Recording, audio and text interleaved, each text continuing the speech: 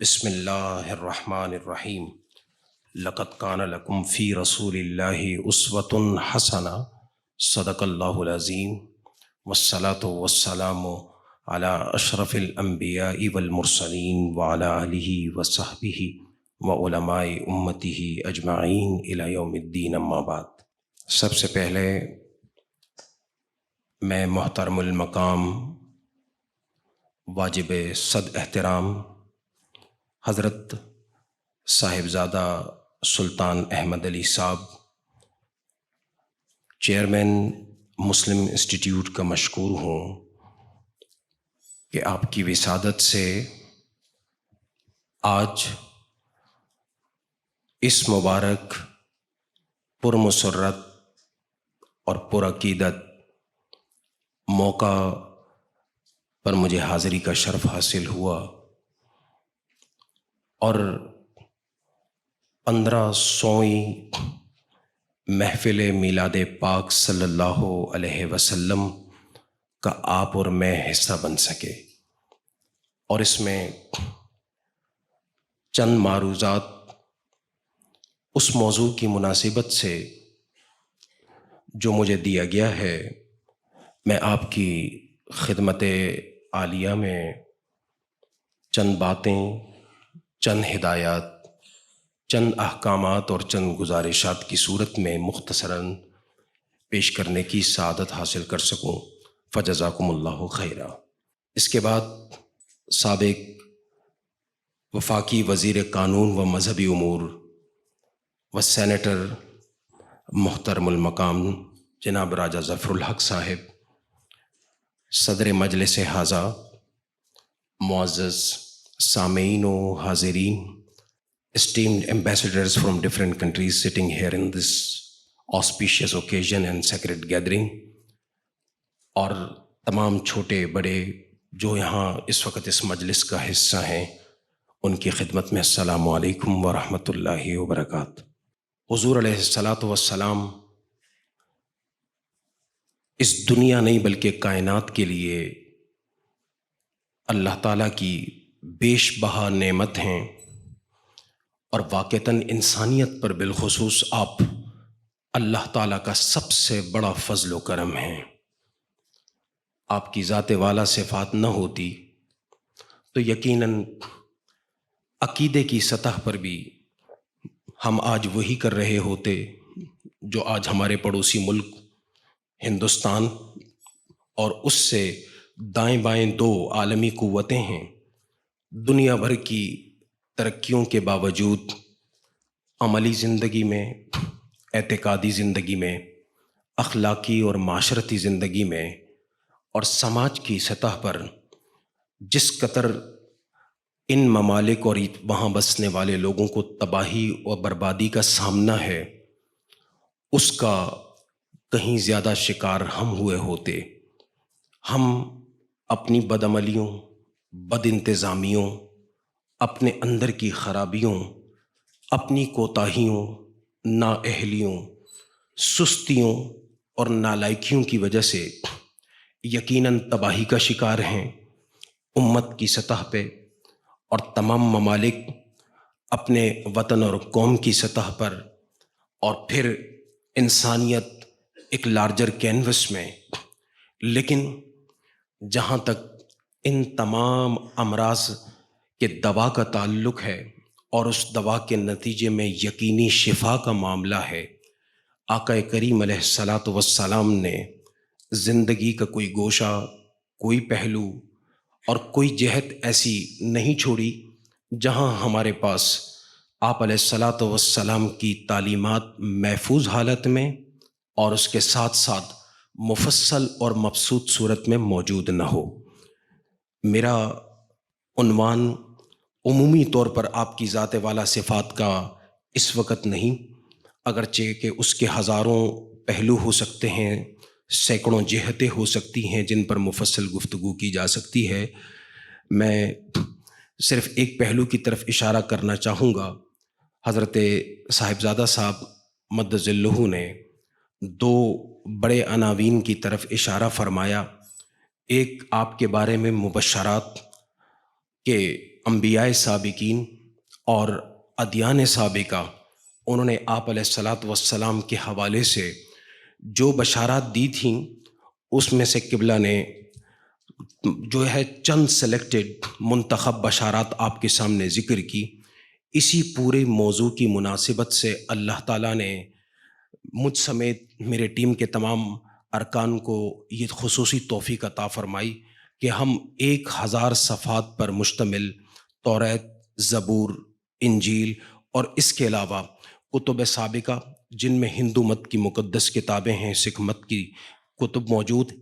اس کے علاوہ جتنے دوسرے پارسی مذاہب ہیں یا کوئی دنیا میں اس وقت ایسا مذہب ہے جس کا کوئی اسکرپٹ موجود ہے، اس کی روشنی میں 1000 محقق ریسرچ بیس صفحات پر مبنی ہمارا الحمدللہ پہلا والیوم موجود ہے۔ اور دوسرا، آپ نے ذکر پاک ولادت پاک صلی اللہ علیہ وسلم کا کیا۔ اللہ کے فضل و کرم سے اس موضوع پر 1300 صفحات پر الحمدللہ پوری کی پوری جلد ہے جو پوری ہماری اسلامی تاریخ کی سب سے مفصل ترین بحث اس موضوع پر پیش کرتی ہے کہ آپ علیہ الصلاۃ والسلام کی ولادت سے قبل، ولادت کے دوران، ولادت کے بعد، ولادت سے متعلق، ولادت کے اس وقت کی راویات، پھر اس وقت کے راویان، پھر ان راویان سے آگے جتنے متعلقہ لوگ تھے انہوں نے ان روایات کی جس انداز سے تشریح، توضیح، تفصیل پیش کی، اس پر اللہ تعالیٰ نے ہمیں یہ توفیق دی کہ ہم اپنی تیسری جلد اس عنوان سے معنون کریں جس کا نام ولادت رسول صلی اللہ علیہ وسلم ہے، اور 1300 صفحات پر مشتمل اور تقریباً 850 امہات کتب سے مستفاد وہ جلد ہے جو اللہ کے فضل و کرم سے اس وقت آن لائن ورژن کی صورت میں بھی دستیاب ہے۔ میں اس وقت سرسری اور مختصراً یہ ذکر میں نے اس لیے کیا ہے کہ یہ جو کچھ آپ کے سامنے پیش کیا جا رہا ہے یہ اس سمندر کے صرف 1 یا 2 قطروں کی حیثیت رکھتے ہیں۔ وہ جو پورا بحر ہے، وہ پورا سمندر ہے، آقا کریم علیہ الصلاۃ والسلام کے حوالے سے، آپ کی تعلیمات کے حوالے سے، ہدایات اور احکامات کے حوالے سے، آپ کو بطور رول ماڈل کے اختیار کرنے، اپنانے اور پیش کرنے کے حوالے سے وہ اتنا کچھ ہے کہ جس پر ہم سب مل کر کے اپنی زندگیاں کھپائیں تو یقیناً ہماری زندگیاں کم پڑ جائیں گی۔ اگلی نسلوں تک اس ورثے کو اور اس کے بعد کی نسلوں تک مزید ان علمی و تحقیقی ورثے کو منتقل کرنا پڑے گا۔ یہاں ماحولیات کے حوالے سے کہ آقا کریم علیہ الصلاۃ والسلام نے کیا ارشاد فرمایا اور ماحولیات کے حوالے سے آج ہمیں کن مسائل سے دوچار ہونا پڑ رہا ہے، خود قرآن کریم کا اس حوالے سے کیا تصور اور نظریہ ہے جو قرآن کریم نے رب تعالیٰ کی ہدایت کی صورت میں پیش کیا، تو واضح رہے کہ یہ دنیا، اس دنیا میں رہنے والے انسان اور انسانوں کے ساتھ تمام چرند پرند، وحوش، طیور، جتنی مخلوقات ہیں، یہ سب کی سب اپنی ذاتی حیثیت میں اللہ سبحانہ و تعالیٰ کی طرف سے ایک دوسرے کے لیے امانت کی حیثیت رکھتی ہیں۔ ہم زمین پر رہتے ہیں تو یہ پوری زمین اور اس کے جو منظرنامے آپ کے سامنے کبھی پانی کی صورت میں، پہاڑوں کی صورت میں، درختوں کی صورت میں، دریاؤں اور سمندروں کی صورت میں یا کسی اور شکل میں سامنے آتے ہیں، یہ جتنی اللہ کی نعمتیں ہیں یہ سب ہمارے پاس بطور امانت کے ہیں۔ اور امانت کے بارے میں کیا تصور مسلمان رکھتے ہیں؟ اس امانت کے اندر مسلمان خیانت نہیں کرتا بلکہ اس امانت کی قدر و منزلت کرتا ہے اور کوشش کرتا ہے کہ جس قدر ممکن ہو اس کی حفاظت کی جائے، اس کو نقصان سے بچایا جائے۔ لہٰذا پہلی بات تو یہ ہے کہ یہ زمین، اس کا ماحول، اس میں موجود تمام مخلوقات، یہ اللہ تعالیٰ نے ہمیں اپنی نعمت اور امانت کے طور پر عطا فرمایا ہے۔ اب اگر ہم اس ماحول کو، اس زمین کے اندر کسی بھی قسم کی تخریب کا کوئی کام کرتے ہیں، ایسا کوئی کام کرتے ہیں کہ جس سے یہاں فساد پیدا ہو، تو یقیناً ایسا فساد پر مبنی عمل، خواہ وہ گلوبلائزیشن کے نام پر ہو، انڈسٹریلائزیشن کے نام پر ہو، پوسٹ ماڈرنزم کے نام پر ہو یا اور کسی خوبصورت عنوان سے ہو جسے سن کر کے لگتا بہت اچھا ہے، لیکن نتائج کے طور پر پوری انسانیت کو زلزلوں، طوفانوں، مصائب، آلام، بیماریوں اور تکالیف کے سامنے کی صورت میں اسے بھگتنا پڑتا ہے۔ اسلام نے اس کی بھرپور مخالفت بھی کی ہے، بلکہ اس طرح کے کسی بھی طرز عمل کو اختیار کرنے سے منع بھی فرمایا ہے۔ آج سلسلہ یہ ہو گیا ہے کہ ہم جس صنعتی دور پر فخر کرتے تھے اس میں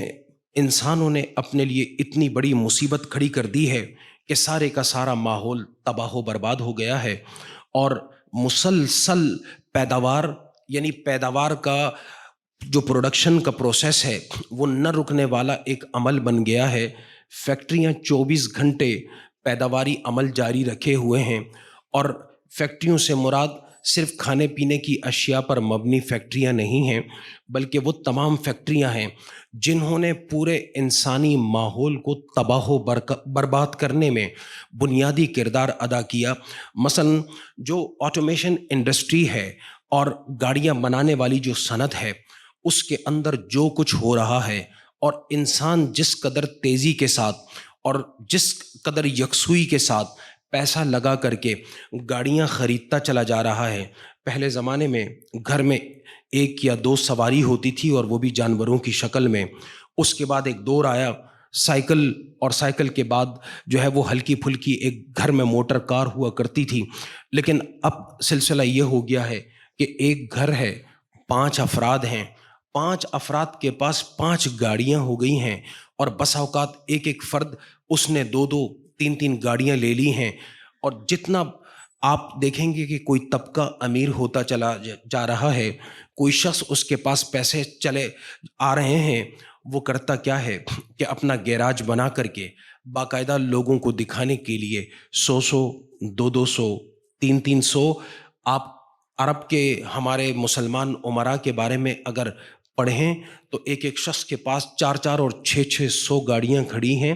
اور ان گاڑیوں کی تعداد میں ہر گزرتے دن اور مہینے کے ساتھ اضافہ ہوتا چلا جا رہا ہے۔ اس کے ساتھ ساتھ مسلسل اور بے دریغ جو جہازوں کا ایک سفر کا سلسلہ ہو گیا ہے، کئی لوگ ضرورت کے تحت کرتے ہیں، لیکن جو بلا وجہ کا سفر ہے کہ کسی کے پاس پیسے کہیں سے حلال یا حرام صورت میں زیادہ آ گئے، اب وہ انٹرٹینمنٹ پوری کی پوری انڈسٹری اس طور پہ بن گئی ہے جو آپ کو ہر وقت ٹریولنگ کروا رہی ہوتی ہے اور ٹریولنگ پر آمادہ کرتی ہے۔ یہ جو لگژریس اسٹائل آف لائف ہے یا لائف اسٹائل ہے، اس نے ہمارے پورے ماحول کو آلودہ کر دیا ہے، اور اس قدر آلودہ کیا ہے کہ میں اور آپ جو سانس لیتے ہیں، اور اس سانس کے ذریعے سے جو بظاہر کاربن ڈائی آکسائڈ ہے یا دوسرے زہریلی مواد ہمارے جسموں میں جا رہے ہیں، یہ آج کی دنیا کا المیہ بن گیا ہے کہ 10 میں سے 9 افراد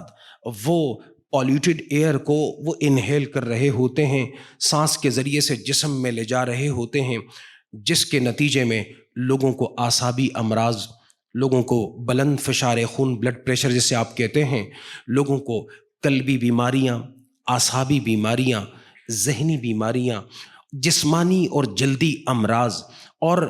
بہت سارے ایسے امراض لاحق ہو گئے ہیں جن کی اب تک تفتیش بھی پوری نہیں ہو سکی، اور نہ ہی یہ پتہ چل سکا کہ ان کی وجوہات کیا ہیں۔ ہم پانیوں کو گندا کر رہے ہیں، اور پانیوں کی گندگی کا جہاں تک معاملہ ہے، آپ دور نہیں، یہاں پہاڑوں کے پیچھے آپ چلے جائیں جہاں سے آپ کا ناردرن بیلٹ اسٹارٹ ہوتا ہے، آپ میں سے وہ لوگ جن کا تعلق ان علاقوں سے رہا ہے اور ہے، آپ دیکھیں گے کہ پانی کے وہ ندی نالے اور وہ چشمے جس میں بارش کے زمانے میں بالخصوص لیکن عموماً مختلف جگہوں پہ بہنے والے چشموں کا پانی نکل کے آ کر کے اس میں شامل ہوتا تھا، ایک چھوٹی سی مقدار پانی کی مسلسل بہتی رہتی تھی، اور وہ پانی اپنے لاس اینڈ کے طور پہ یا ڈیسٹینیشن کے طور پر جا کر کے تربیلا ڈیم، منگلا ڈیم یا کسی اور ڈیم کا حصہ بن جایا کرتا تھا۔ لوگوں نے سیوریج لائنز کو اس کے اندر شامل کر دیا، اور یہ سب کا سب تعمیراتی صنعت کے فروغ کے نام پر اور ماڈرنائزیشن کے نام پر ہوا. جب لوگ کچے گھروں میں رہتے تھے، کچے برتن استعمال کرتے تھے، کچی زمینوں ہی کو اپنے زائد اور فاضل مادوں کے لیے استعمال کرتے تھے، تو انسان کو اس طرح کے معاملات اور بیماریوں سے کوئی واسطہ نہیں پڑا تھا. لیکن جیسے جیسے لوگوں نے پختہ گھروں کو اور پھر اس کے نتیجے میں گھروں کے اندر، اور وہ بھی ہر گھر کے اندر اور بار میں ہر کمرے کے اندر واش رومز کو اس طور پر بنانا شروع کیا کہ نجاست کے سارے معاملات وہ قدرتی پانی میں شامل ہو کر کے اس پانی کو آلودہ کر دیں، تباہ و برباد کر دیں، تو اس کا نتیجہ آپ کے اور ہمارے سامنے ہے کہ آپ اس طرف جائیں جسے کالا یرکان کہا جاتا ہے. ہر تیسرا شخص اس مرض میں مبتلا ہو گیا ہے، ہر دوسرے آدمی کو کوئی انجانی بیماری لگی ہوئی ہے. بہت سارے لوگوں کی بینائی کا، دماغ کا، ذہن کا معاملہ اتنی خطرناک حد تک خراب ہو گیا ہے کہ وہ عموماً ڈائگنوز نہیں ہو پاتا. اور یہ سب کچھ اس لیے بھی ہو رہا ہے کہ ہم نے درختوں کو بے دریغ کاٹ ڈالا. لکڑی کو بطور فیول کے استعمال کے ہوتا تو اللہ تعالیٰ نے انسانی نظام اور یہ پورا کا پورا فطرت کا جو نظام ہے وہ اس اصول پہ بنایا ہوا تھا کہ ہر چیز استعمال ہونے کے بعد دوبارہ فطرت کی اس سائیکل کے اندر شامل ہو کر کے مفید طور پر واپس کسی نئے صورت اور قالب میں ڈھل کر کے انسان کو مل جاتی. لیکن ہوا یہ کہ ایک درخت کی جہاں کاٹنے کی ضرورت تھی، ٹمبر مافیا اور اس طرح کے خدا جانے کتنے مافیاز وہ وجود میں آئے. انہوں نے ان لکڑیوں کو کاروبار کی اور کاروباری صنعت بنا کر کے اس بے تحاشا اور بے دردی کے ساتھ جنگلوں کو کاٹنا شروع کر دیا کہ وہ پہاڑ جن کے اوپر کثرت کے ساتھ درخت ہوتے تھے، سبزہ ہوتا تھا، وہ ڈھکے ہوئے ہوتے تھے. کبھی ہم نے ان چوٹیوں کو اس طرح عریاں نہیں دیکھا. اب آپ دیکھیں تو وہاں دیکھنے کو بھی درخت نہیں ملتا. میں اس حوالے سے حکومت کے جتنے ذمہ داران ہیں ان کی خدمت میں یہ عرض کرنا ضروری سمجھتا ہوں کہ ساؤتھ افریقہ ایک مرتبہ ہم جب وہاں ایک خاص شہر کی طرف ہمارا جانا ہوا تو جوہانسبرگ، تو جوہانسبرگ سے کافی پہلے کاغذ کی ایک فیکٹری لگی ہوئی ہے اور بہت بڑی فیکٹری ہے، اور یہ فیکٹری جنگل کے اندر لگی ہوئی ہے. میں نے جو ساتھی تھے ہمارے ساتھ ان سے پوچھا کہ یہ کیا ہے، تو انہوں نے کہا یہ کاغذ کی فیکٹری ہے. لیکن حیران کن طور پر اس جنگل کے اندر درختوں کی کئی میل پر قطار، آپ یوں سمجھ لیں کہ 1 میٹر کی تھی، پھر اس کے کچھ فاصلے کے بعد سمجھیں کہ 2 کلومیٹر کے بعد درختوں کی قطار 3 میٹر کی تھی، پھر 4 میٹر کی تھی، پھر اس طرح وہ بڑھتے بڑھتے ایک نارمل شیپ کے درخت جو ہے وہ بن گئے. میری سمجھ میں یہ بات نہیں آئی کہ لکڑی کے اس یعنی پورے جنگل میں جو قدرتی ایک جنگل تھا اور بظاہر اس کو بہت اچھا مینج کیا ہوا تھا، وہاں یہ کارخانہ ہے، اس کے ساتھ اس قدر خوبصورت نظم و ضبط کے ساتھ ان درختوں کا لگنا یہ کم از کم قدرتی نہیں ہو سکتے، یہ لازماً مصنوعی طور پر لگائے گئے ہوں گے. اس کی پتہ نہیں وجہ کیا ہو سکتی ہے. تو ساتھیوں نے بتایا کہ یہاں اس بات کی قانوناً اجازت ہی کسی ٹمبر والے جو گروپ ہوتے ہیں، ٹمبر انڈسٹری کو چلانے والے جو لوگ ہوتے ہیں، ان کو نہیں ہوتی کہ وہ جا کر کے براہ راست فیس ادا کریں اور درخت کاٹنا شروع کر دیں.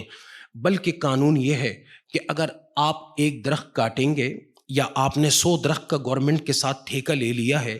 تو اس سے پہلے ضروری یہ ہے کہ آپ ہر درخت کے بدلے اس زمین پر جو گورنمنٹ آپ کو جنگل ہی میں الاٹ کرتی ہے 5 درخت لگائیں گے، تو 100 درخت کاٹنے سے پہلے آپ 500 درخت لگا چکے ہوں گے، اور 1000 درخت کاٹنے سے پہلے آپ نے 5000 درختوں کی پلانٹیشن مکمل کر لی ہوگی. وہ کاغذوں میں نہیں ہوتا. ہمارے ہاں بہت سارے منصوبے کاغذوں کی حد تک ہو جاتے ہیں، قانونی اس کے اندر اتنی پیچیدگیاں ہوتی ہیں کہ آپ نتیجے تک پہنچتے بعد میں ہیں. پہلے پتہ جاتا ہے کہ اس طرح کی کوئی چیز جو ہے وہ ریئلسٹک گراؤنڈ کے اوپر موجود نہیں ہے. تو ہمارے ہاں درخت کٹتا ضرور ہے، لگتا نہیں ہے. سندھ کے اندر کی ایک زمانے تک روایت رہی کہ لوگ کلہاڑیاں اپنے کاندھوں پہ رکھتے تھے اور گھومتے پھرتے میں کبھی وہ چھوٹے پودوں کو کاٹ ڈالتے تھے، کبھی درختوں کو کاٹ ڈالتے تھے، کبھی ٹہنیاں کاٹتے تھے. میرے اندرون سندھ کے جو دوست ہیں ان میں سے بڑے بڑے لوگ بھی موجود ہیں، تو انہوں نے کہا کہ ہمارے لوگوں نے ظلم یہ کیا کہ صرف درختوں کو اور ان کے تنوں کو نہیں کاٹا، بلکہ تنوں کو کاٹنے کے بعد تنوں کا جو بقایا حصہ زمین کے اندر موجود رہتا ہے اس کے لیے باقاعدہ منصوبہ بندی کے تحت ان کو جڑوں سے نکالا گیا، اور جڑوں سے نکال کر کے باہر کیا گیا۔ کہا پہلے درخت کٹائی کے بعد یہ کم از کم ایسا کم از کم مرحلہ آتا کہ وہ درخت کچھ عرصے کے بعد کسی حصے سے اس کی کوئی شاخ نکل آتی، دوبارہ کچھ عرصے میں درخت کی صورت، درخت کے قالب میں وہ جو تنا ہوتا تھا ڈھل جاتا تھا۔ لیکن آپ جب جڑوں سمیت درختوں کو نکال ڈالیں، اور یہی کچھ یہاں ناردرن ایریاز میں میرا اوگی کی طرف جانا ہوا،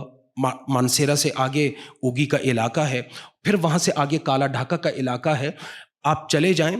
ظلم لوگوں نے یہی کیا کہ درختوں کو صرف تنوں سے نہیں کاٹا بلکہ اسے جڑوں سے بھی اکھاڑ کر کے باہر کیا گیا۔ اور جب ایسا ہوا تو پھر اس کے نتائج آپ کے سامنے ہیں۔ آپ کو کیا بتلایا جائے کہ لوگوں پر بارش کے نتیجے میں کبھی پہاڑ گرتا ہے، کبھی اوپر سے چوٹیاں گرتی ہیں، کبھی کلاؤڈ برسٹ ہوتا ہے، اور کبھی یہ ہوتا ہے کہ لوگ گھروں کے اندر سوابی کا جو مسئلہ ہوا وہ بیٹھے ہوئے ہیں اور پتہ چلا کہ پانی اپنے ساتھ پورے مٹی کا، ریت کا سمندر لے کر کے آ گئی۔ لوگ ہو سکتا تھا کہ پانی سے بچ جاتے، لیکن ہوا یہ کہ وہ سب کے سب اس مٹی کے سمندر کا شکار ہو گئے۔ پانی سے تیر کر کے بچا جا سکتا تھا، بچایا جا سکتا تھا، لیکن مٹی سے کون کسی کو نکالتا۔ اور یہی کچھ اب پنجاب کے مختلف علاقوں، بالخصوص جو شہر سے ملحقہ علاقے ہیں، وہاں جو اربنائزیشن کا ایک چکر چل پڑا ہے، مختلف جو کالونیز وہ سیٹ اپ ہو رہی ہیں اور زرعی رقبوں کو تباہ کیا جا رہا ہے آبادکاری کے نام پر، اور پھر جو دریاؤں کے بیڈز ہیں ان بیڈز کے اندر باقاعدہ سوسائٹیز کو حکومتی اجازت ناموں کے ساتھ تعمیر کیا جا رہا ہے۔ اس کا نتیجہ بھی آپ دیکھ لیں راوی کی صورت میں، اور اس طرف سیالکوٹ کے شہر کی صورت میں، اور دوسرے علاقوں کی صورت میں۔ ہمیں ان تمام باتوں پر بحیثیت ایک انسان کے، کامن سینس کے، بحیثیت ایک مسلمان کے، کہ ہم کر کیا رہے ہیں اللہ کے اس پورے تخلیق کردہ نظام کے ساتھ، اللہ کی مخلوقات کے ساتھ۔ اللہ تعالیٰ نے جو پورا نظام بنایا ہوا ہے اس کے اندر خلل ڈالنے کے حوالے سے، تو اس حوالے سے یہ اب جو کچھ انسان کر رہا ہے وہ اپنی آبادی کا سامان نہیں بلکہ بربادی کا سامنا کر رہا ہے۔ ہم جب پوری دنیا کا ڈیٹا اس حوالے سے جمع کرتے ہیں، کچھ فیکٹس اینڈ فیگرز ہیں جن کو نظر میں رکھنا بہت ضروری ہے، اور اس میں یہ ہے کہ اس وقت انسانوں نے اپنی عیش پسندی کے لیے ہر چیز کو، یہ جو پیکنگ کا چکر چل پڑا ہے، آپ ایئرپورٹ پر جائیں گے، آپ کا بیگ پراپر لاک ہوگا، اس پراپر زپڈ اپ ہوگا، وہ آپ کو کہیں گے کہ نہیں آپ اس کے اوپر پلاسٹک چڑھا دیں۔ ہر بات پہ پلاسٹک کی پیکنگ ہو رہی ہے، اور جو ہم یہاں پر جو مصنوعی طور پر برتن استعمال کرتے ہیں جس کو ہم ڈسپوزیبل یوٹینسلس کہتے ہیں، ان کو استعمال کرتے ہیں، یہ سب کا سب جو فضلہ کریٹ ہو رہا ہے، حالانکہ ہمارے ہاں ایک سادگی کا تصور ہوا کرتا تھا اور ہر چیز ایک سادہ طریقے سے وقوع پذیر ہوتی تھی، استعمال کی جاتی تھی، اور ری سائیکل اس کو اس معنی میں کیا جاتا تھا کہ ان چیزوں کو دوبارہ استعمال کیا جاتا تھا۔ یہ جو ڈسپوزیبل برتن آ گئے اور اس کے بعد ان برتنوں کے اس کثرت استعمال نے، شادی کا موقع ہے، تہواروں کا موقع ہے،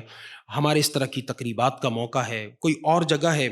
تو لوگ ہیسل سے بچنے کے لیے یہ ڈسپوزیبل چیزیں استعمال کرتے ہیں۔ یہ عالمی سطح پر جو کاربن کا اخراج ہو رہا ہے، صرف پلاسٹک کی بنی ہوئی ان چیزوں کے نتیجے میں 10% سے زیادہ جو کاربن کا اخراج ہے، یہ اس کا نتیجہ ہے۔ اور یہ بھی عرض کر دوں میں آپ کو کہ مسلسل اس طرح کی جو اشیاء ہیں پلاسٹک کی بنی ہوئی یا اس سے متعلقہ دوسری جو اشیاء ہیں اس کی بنی ہوئی، اس کے نتائج ایک ہولناک صورت میں یوں بھی سامنے آ رہے ہیں کہ سمندر سے پکڑی جانے والی جتنی مچھلی ہے، اب ان تمام مچھلیوں کے اندر خود ان کے گوشت میں مختلف قسم کے پلاسٹک کے ذرات پائے جانے لگ گئے ہیں، اور وہی پلاسٹک کے ذرات جب مچھلی کو ہم بطور خوراک کے استعمال کرتے ہیں تو دوبارہ ہمارے وجود کے اندر منتقل ہوتے ہیں، اور منتقل ہو کر کے انسانوں کے لیے کینسر کا باعث بنتے چلے جا رہے ہیں۔ ہم نے تو استعمال کیا، باہر پھینک دیا، استعمال کیا، ندی نالے کی نظر کر دیا، لیکن یاد رکھیں کوئی بھی چیز جسے ہم اپنے طور پر دنیا کے اندر دوسروں کے حوالے کر کے پھینک دیتے ہیں، یہ ایسا نہیں ہے، بلکہ اس کا اثر وہ پلٹ کر کے لوٹ کر کے وہ ہماری طرف واپس آ جاتا ہے۔ لہٰذا اس کے استعمال کو بھی جس قدر محدود کیا جا سکتا ہو اور جتنا بھی ممکن ہو اس کو محدود کرنے کی ضرورت ہے۔ اس وقت پوری دنیا میں کنزیومرزم کی وجہ سے، اور کنزیومرزم کوئی اگر آپ آسانی سے سمجھنا چاہیں جو صارفانہ کلچر ہے، یعنی آپ کچھ چیزیں بغیر ضرورت کے لے رہے ہیں اور وہ چیزیں آپ کی بنیادی ضروریات میں سے نہیں ہیں، لیکن کیونکہ آپ کے پاس جیب میں پیسہ ہے آپ اس کو لے سکتے ہیں، اور آپ کو لوگوں کے سامنے ایک نیا برانڈ شو کرنا ہوتا ہے، ایک نیا ورژن شو کرنا ہوتا ہے۔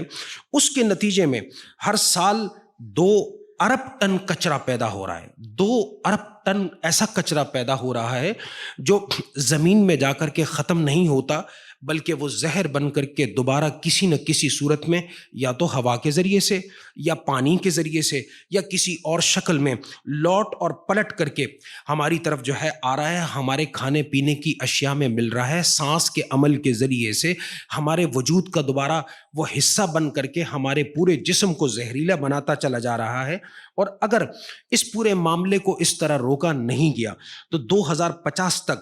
یہ جو کچرا ہے یہ 3.4 ارب ٹن تک پہنچ جائے گا۔ اس کا مطلب ہے کہ جس قدر ہم تباہی سے اس وقت دوچار ہیں، یہ تباہی لگ بھگ اپنے دگنا ہونے کی طرف وہ چلی جائے گی۔ پاکستان میں، صرف پاکستان میں ہر سال 49.6 ملین ٹن سالڈ ویسٹ پیدا ہو رہا ہے، اور شہری علاقے ان میں سے 40% وہ علاقے ہیں جہاں سرے سے کچرا جمع کیا ہی نہیں جاتا، وہ گلی کوچوں کے نکڑوں پہ پڑا ہوتا ہے، پیروں کے نیچے آ رہا ہوتا ہے، اور وہاں سے لے کر کے وہ لوگوں کے گھروں میں پہنچتا ہے، اور پھر وہ مختلف طریقوں سے، مختلف صورتوں اور شکلوں میں ہمارے کھانے پینے کی مختلف اشیاء میں شامل ہو کر کے یا سانس کے ذریعے سے ہمارے جسم کے اندر وہ چلا جاتا ہے۔ لہٰذا اس کا بھی کوئی تدارک ہونے کی صورت ہونی چاہیے۔ اس کے ساتھ ساتھ خالصتاً 8 ملین ٹن پلاسٹک سمندروں، دریاؤں اور نہروں میں پھینکا جا رہا ہے، جس کی وجہ سے جو سمندری مخلوقات ہیں ان کو شدید ترین خطرہ لاحق ہو گیا ہے، اور بہت ساری ان میں سے ایسی اقسام ہیں جو نابود ہونے کے قریب ہو گئی ہیں۔ اسی طریقے سے اس کنزیومرزم نے ہر گھر میں نئی نئی اشیاء، جس کے اندر ہمارے موبائل فونز ہیں، لیپ ٹاپ ہیں، اب پہلے ہوا کرتا تھا کہ ٹی وی سیٹس ہیں، اور اسی طرح کی بہت ساری دوسری چیزیں ہیں، اس کی دوڑ لگا رکھی ہے۔ آپ دوسرے کو دیکھتے ہیں، دوسرا تیسرے کو دیکھتا ہے، وہ ایک دوسرے کو دیکھتے ہیں، نیا ورژن آتا ہے، نیا برانڈ آتا ہے، نئی کمپنی آتی ہے، اور وہ چیزیں مستقل طور پر بنتی چلی جا رہی ہیں۔ نتیجہ یہ ہے کہ سالانہ تقریباً 53 ملین ٹن الیکٹرانک ویسٹ پیدا ہو رہا ہے، اور یہ سب کا سب زہریلے مادوں پر مشتمل ہیں۔ وہ میرے آپ کے ساتھ وہ کیا کر رہا ہے یہ آپ خود اس کا اندازہ لگا سکتے ہیں۔ اسی طرح جو ہاؤسنگ اور تعمیرات کی صنعت ہے، اس صنعت کے ذریعے جو کچھ ہو رہا ہے اور جو کچھ کیا جا رہا ہے، مثلاً بڑے بنگلے ہیں، شاپنگ مالز ہیں، لگژری ریزورٹس ہیں، اور بڑے جو یعنی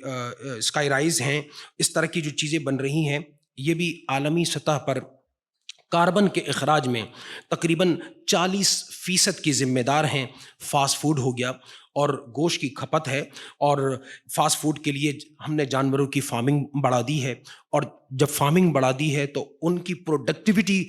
کو مزید ایکسیلریٹ کرنے کے لیے جو کچھ ہم ان کے جسموں میں بطور انجیکشن کے اتارتے ہیں وہ سارے کا سارا زہریلا مواد ہوتا ہے۔ چنانچہ وہ گوشت جو ہم اس سے حاصل کرتے ہیں وہ عالمی گرین ہاؤسز کے اخراج میں 14.5% حصہ اپنا ڈالتی ہے۔ پھر اسی طرح ہمارے ہاں پانی کا ضیاع بڑی بے دردی کے ساتھ کیا جاتا ہے۔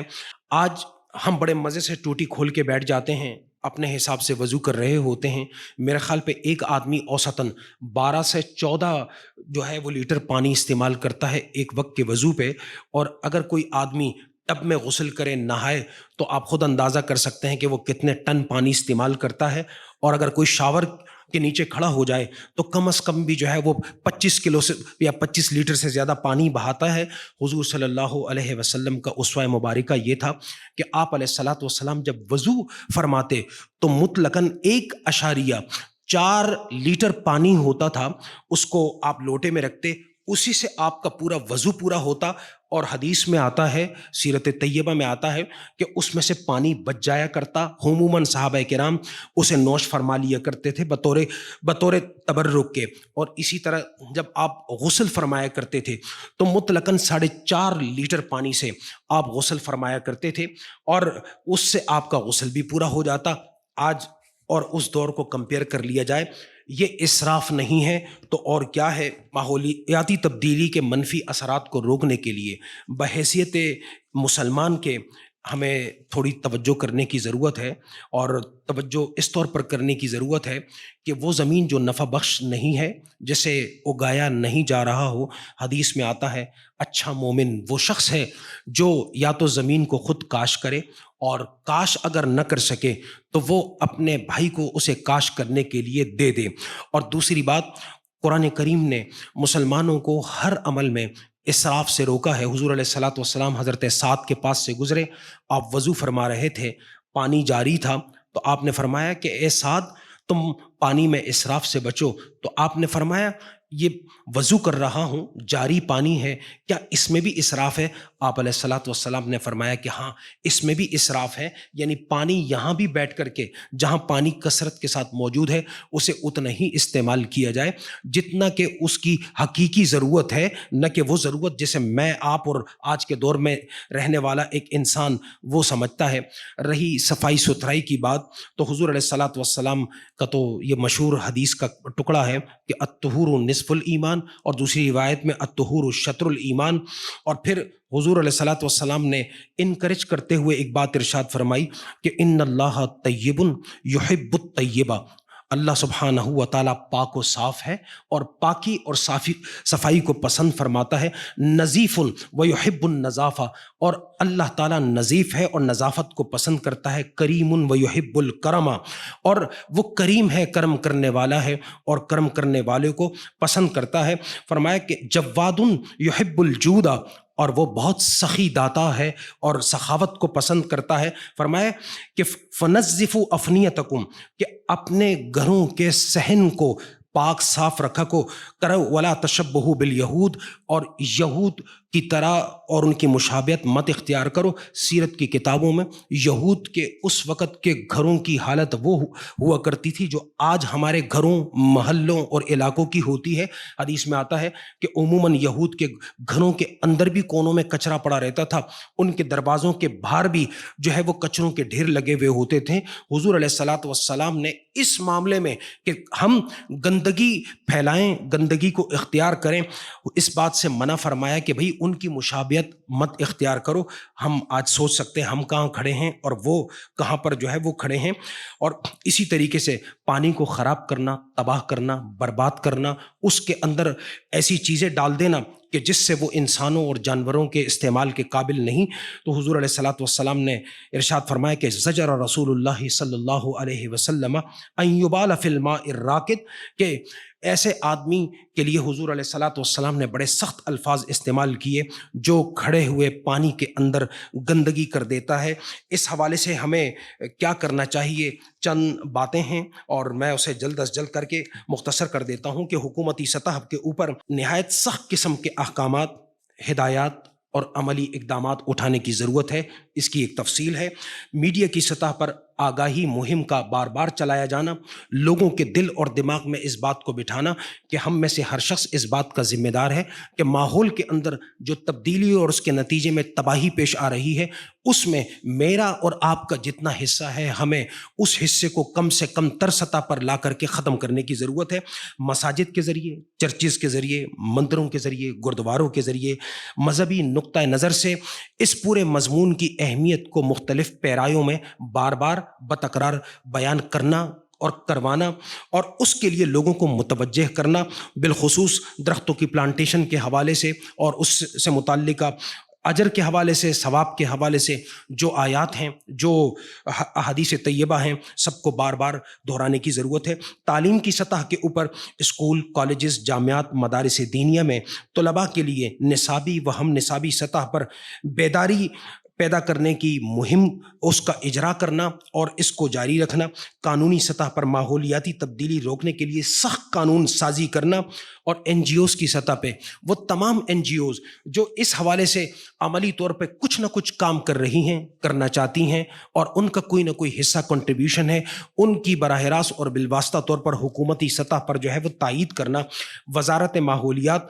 اگرچہ کہ موجود ہے، لیکن اسے گراس روٹ لیول کے اوپر جا کر کے سخت انتظامات کرنے کی ضرورت ہے، مثلا پٹواری کی سطح پہ، جنگلوں کے اندر موجود گارڈز کی سطح پہ، جو چند روپوں کی عوض میں کروڑوں اربوں روپے کا جو جنگل ہے اسے تباہ و برباد کروا دیتے ہیں، اور آہستہ آہستہ وہ جنگل ایسا تباہ ہو جاتا ہے کہ جس جنگل کا وہ گارڈ ہوتا ہے اس جنگل کا کچھ عرصے کے بعد وجود بھی نہیں ملتا۔ این ڈی ایم اے، نیشنل ڈیزاسٹر مینجمنٹ اتھارٹی کی سطح پہ تباہی کے دوران یا بعد کے معاملات دیکھنے کے بجائے حفاظتی معاملات اور ان امور پر توجہ مرتکز کرنا جس کے نتیجے میں یہ سارے مسئلے جو ہے وہ پیدا ہوتے ہیں، پبلک پرائیویٹ پارٹنرشپ کے تحت کچھ اقدامات ایسے کرنا کہ جس کے نتائج امت کے لیے، ملت کے لیے، قوم کے لیے، انسانیت کے لیے مثبت طور پر ظاہر ہو سکیں اور اس کے فوائد تمام کے تمام انسانیت کو مل سکیں۔ اللہ تعالی ہمیں عمل کی توفیق عطا فرمائے۔ بار دیگر قبلہ صاحب زارہ صاحب کا بہت بہت شکریہ، سر آپ تشریف فرما ہیں، آپ کا بہت بہت شکریہ، جزاکم اللہ خیرہ، والسلام علیکم ورحمۃ اللہ وبرکاتہ۔